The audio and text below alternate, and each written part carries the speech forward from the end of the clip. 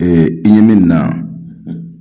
ni bi fɛ ka ala deli wariko la sisan ala k'a d'i ma kun fa yakunu na ni de b'a kɛ billahi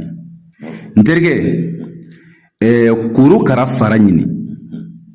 ni ye suratul kawsara de inna a'tainaka al-kawsara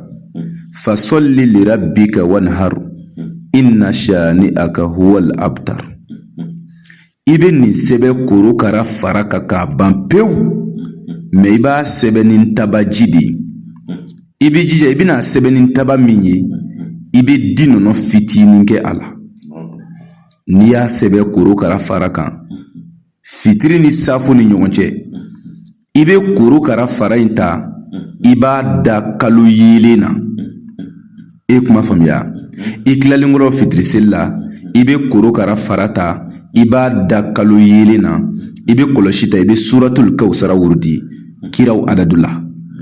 313 i bɛ kɔlɔsi ta inna a'tainaka al-kawsara fasalli lirabbika wanhar inna shani'aka huwal abtar i b'a wurudi 313 wallahi billahi nkalna ala la ni maa o maa ye nin kɛ garizigɛ ko la wariko la ala b'o d'i ma kun fayakunu na a ti yɛlɛma ni suratul kawsara nafanw de ye maa minnu bɛ yen k'u bi fɛ ka ala deli kɔrɔbɔ k'a lajɛ ka ala wele wariko la ala k'u sɔn teliya la u ka nin ta k'a kɔrɔbɔ dɔrɔn kunati de y'a di yɛlɛma cogo t'a la ne bi fɛn o fɛn di ala ka jɔnw ma a sɛgɛsɛgɛli bannen don pewu i ye kuma faamu wa o tuma nin ye suratul kawsara ye n'i ye nin kɛ dɔrɔn a bi kɛ ala k'a faamu ko ɲuman d'an bɛɛ ma kuranɛ filɛ sababu wulibaliw de b'a kɔnɔ maa min bi fɛ ala ka nafolo d'i ma kun fayakunu na karabali la teliya la e bi jamana jan na i bɛ tunga na e mago b'a la ka nafolo sɔrɔ kun fayakunu na kuranɛ sura dɔ de bɛ yen a bɛ fɔ min ma ko suratul waqi'a n terikɛ ale saraka ye sɛ jɛma den 3 de ye i bɛ jamana o jamana i bɛ dugu o dugu n'i mago bɛ nafolo yɛrɛ la suratul waqi'a de b'a kɛ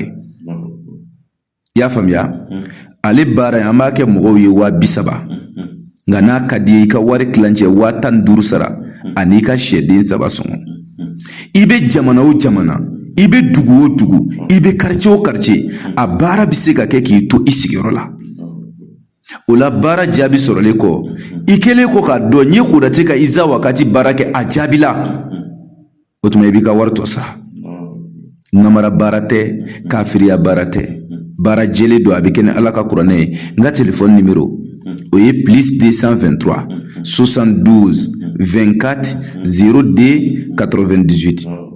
o ye konate ka nimero de ye i bɛ yɔrɔ o yɔrɔ n'i ye weleli kɛ nin nimero in na i ni garibukɛ bɛ ɲɔgɔn sɔrɔ +223 72 24 02 98 terikɛ e ye kɔrɔ boli ka tilebi boli ka dɛsɛ i ma ɲɛ fosi sɔrɔ i ka ko la na suratul waqi'a baara kɔrɔbɔ billahi o don i b'a dɔn ko dɔnni ye tiɲɛ ye wulibali don a ti kɔrɔbɔ wa kuranɛ jɛlen don ala kota baara tɛ kafiriya baara tɛ sitanɛ baara tɛ ala tɔgɔ jɛlen don n'i y'a kɛ a bɛ kɛ kira yɛrɛ ye mɔgɔw la su ka bila suratul waqi'a kalanni na a ma dan o ma dɛ a tilala k'a fɔ ko an k'an denw bila a la k'an k'olu kala la quoi suratul waqi'a la o tuma nafa belebelew de b'a la dɔnnibaa 100 kuma na iza wakati nafa kan kana siga o la an bɛ dugawu kɛ mɔgɔw ye ala ka sababu ɲuman d'an bɛɛ ma ala k'an ka hamu dilan ala ka garizigɛw foni ala k'o kɛ alaya kama sɔli ala rasuli